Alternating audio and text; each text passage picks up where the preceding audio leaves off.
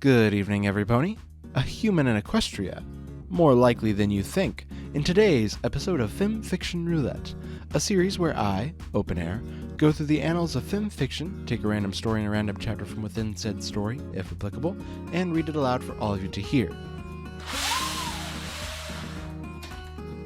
Today's story looks like a more realistic take on a human living in the land of Equestria. I must admit, embarrassingly, I quite like this pseudo-isekai genre. It gets my mind racing and creative juices flowing, imagining interactions with individuals, the environment, and society as a whole. Will this story scratch that itch? We'll just have to see. As always, we'll start with the introduction and then head into our selected chapter. Without further ado, this is Yet Another Human in Equestria by Bardic Knowledge.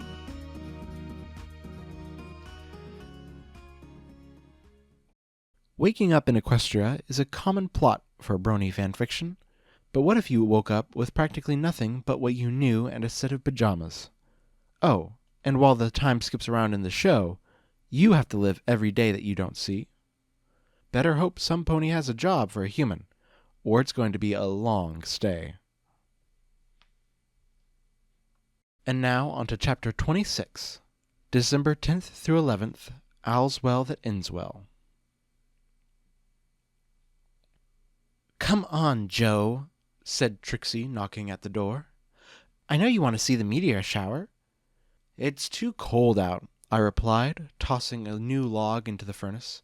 Not long before the snow fell, I had practically sequestered myself in the furnace room, both to make sure the house stayed warm and to be in the hottest room in the house. "I know your clothes have heating enchantments. I was there when you got them. It'll be psychosomatic cold. Don't make me use my secret weapon." "I don't know what we're yelling about," shouted Pinky. I blinked, sighed, and then facepalmed before walking over to the door Trixie, and apparently Pinky, was behind. Opening it. Pinky raises a good point. I neither locked this door, nor is it my room. You could have entered at any time. I had barely finished speaking when I noticed that alongside Pinky, who even Trixie looked confused about, Fluttershy was also in the game room. I think she was going to have me stared if I didn't give in.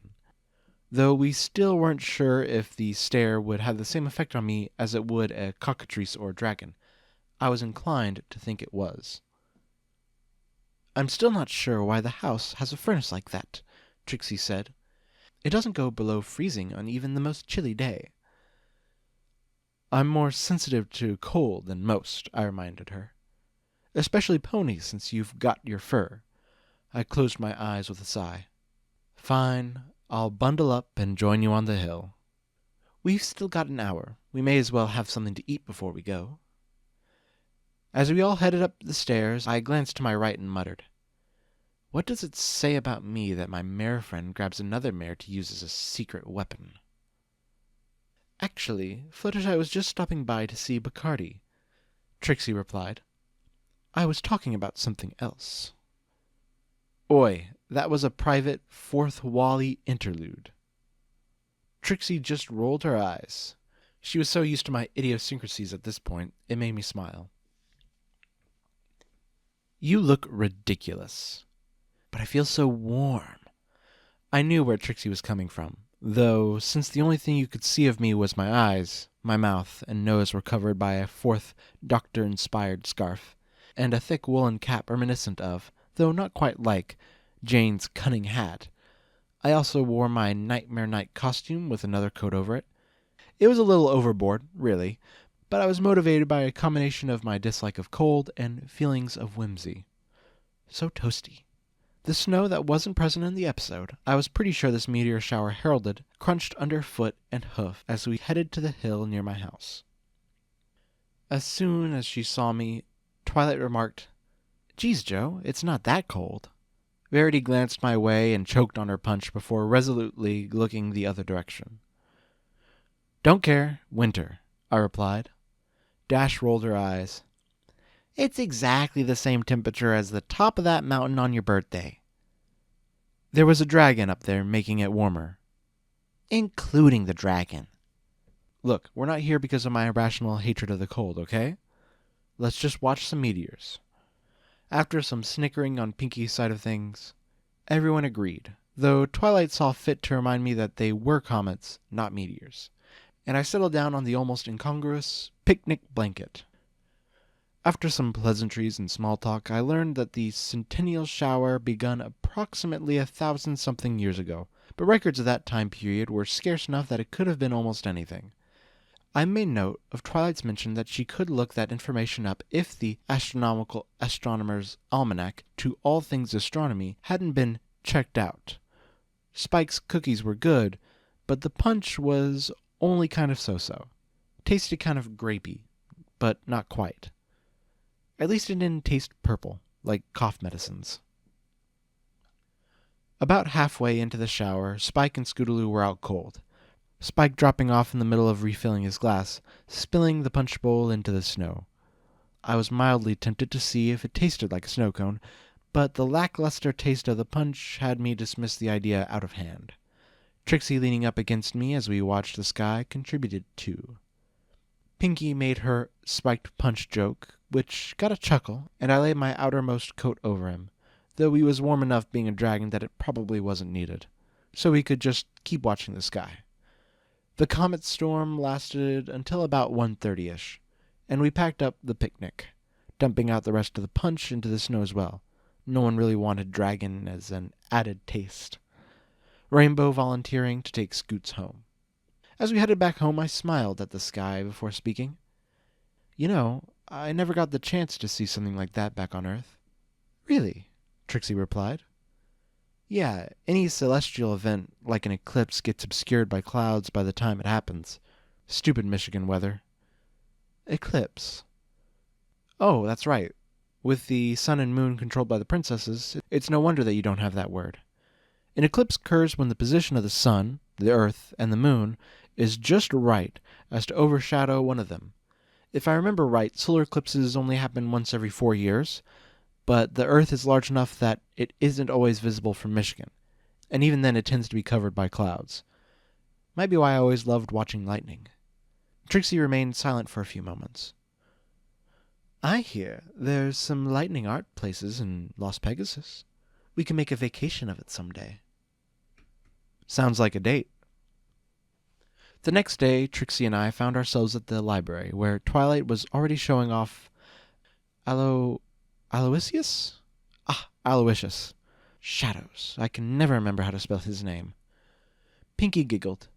Oh, what a fantastical, fluffalicious, feathery little friend. I'm hooked. This was apparently funny because almost everybody laughed. He's just wonderful, murmured Fluttershy. This elicited some grumbling from Spike in the window above us, which he quickly attempted to cover up. And Owlicious is such a star. I just had to make this little bow for you, said Rarity, fixing a near duplicate of the bow tie she gave Spike the night before to the owl's neck. This was obviously the last straw, because Spike slammed his book shut and stomped his way back inside. What's he all saddle sore about? Complained Applejack. He's worried, I answered. He's used to being Twilight's only assistant, and he thinks Owlicious will replace him. Replace him? Twilight scoffed. Ha! That's crazy. Spike knows he can't be replaced. I forced myself to remain silent on the issue, knowing that Spike's worst fear was to have Twilight send him away. We needed as many friendship reports as possible to make sure she broke out of her future discording. Instead, I said, I wonder if he'd like to meet Bacardi as a fellow creature of the night. Whoo! Owlicious hooted. In response, I used my fingers to give a loud whistle. This apparently was piercing enough to make every pony rub at their ears. Regardless, a couple moments later, Bacardi came flapping up to us. He landed on my shoulder, where I pet him, before introducing them. Bacardi, this is Owlicious. Owlicious, this is Bacardi. Whoo! Squeak! Bacardi replied. They seemed to have a conversation while we watched, Fluttershy occasionally giggling at something, but she wouldn't say what, just waved her hoof at us. After a few minutes, everyone had places to be. I was due to start transcribing The Hand of Oberon, 4th book of the Chronicles of Amber, and had only come to town for a memory spell. Bacardi stuck with me as I went home, Trixie going with Rarity and Fluttershy to a spa date, apparently. Later that afternoon, I was interrupted in my writing when Spike knocked on my basement door and asked if he could borrow a quill. Yeah, I think I've got a spare in my desk. I fetched the quill for him, and he headed off, looking ecstatic. I really felt bad for the little guy, knowing what he'd find when he got back to the library. That night, I was explaining the episode's events to Trixie. And while he's asleep on the stairs, Twilight discovers that he accidentally burned the pages out of her book and wakes him up to confront him.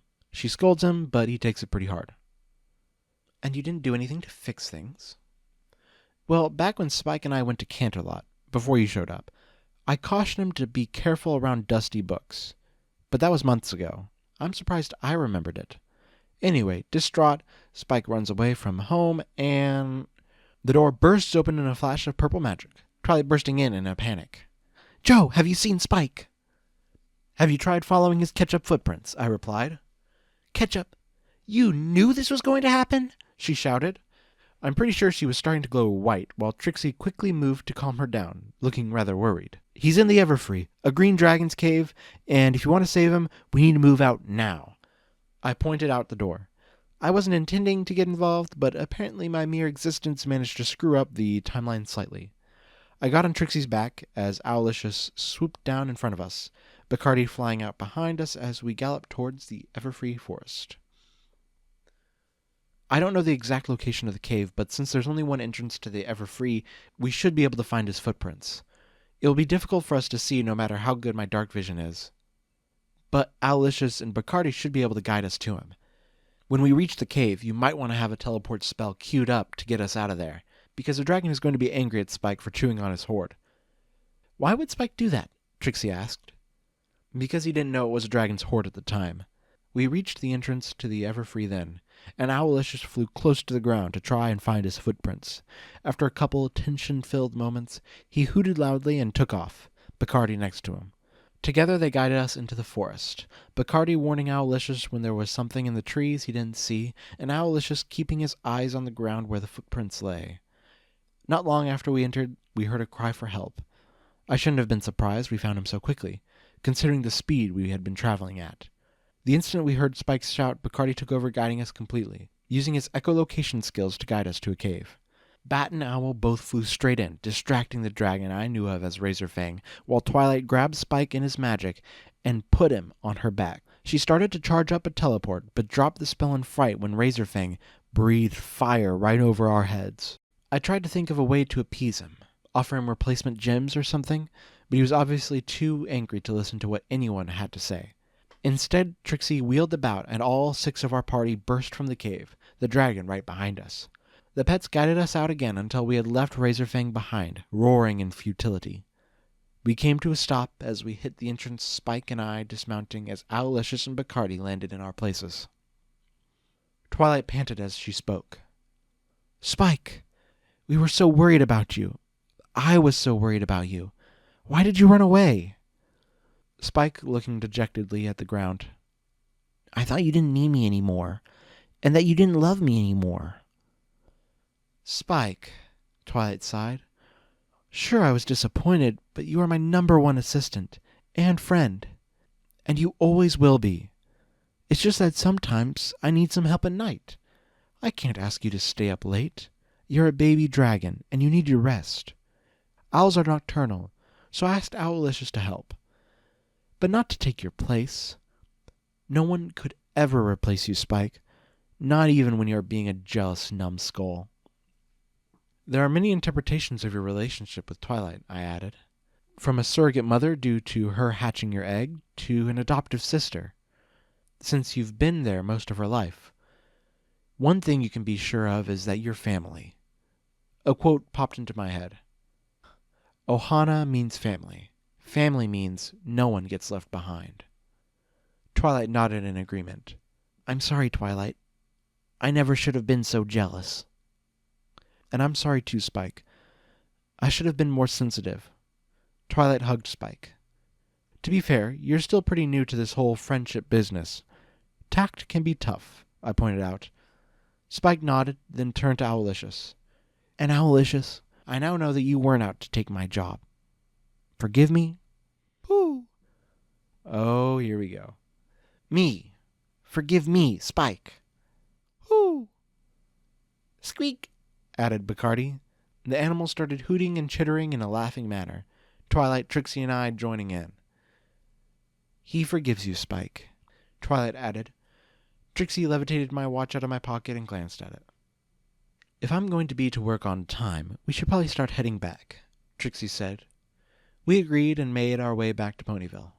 After a few minutes of walking, Spike jerked back in a moment of epiphany. Hey, how do you guys know where I was? Well, first they came to my house, I said, and I pointed out that your feet should have left behind ketchup-flavored footprints. When we got to the entrance of the Everfree, Owlicious was able to follow them most of the way there, and then Bacardi followed your screams the rest of the way. That bat is getting extra treats tonight, I tell you what.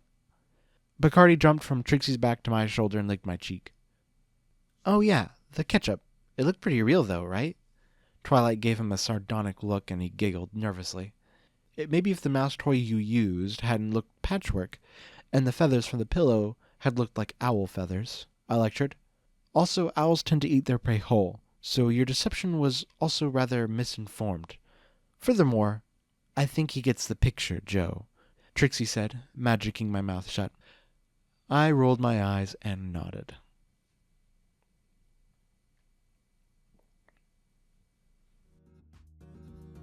This was a fine chapter.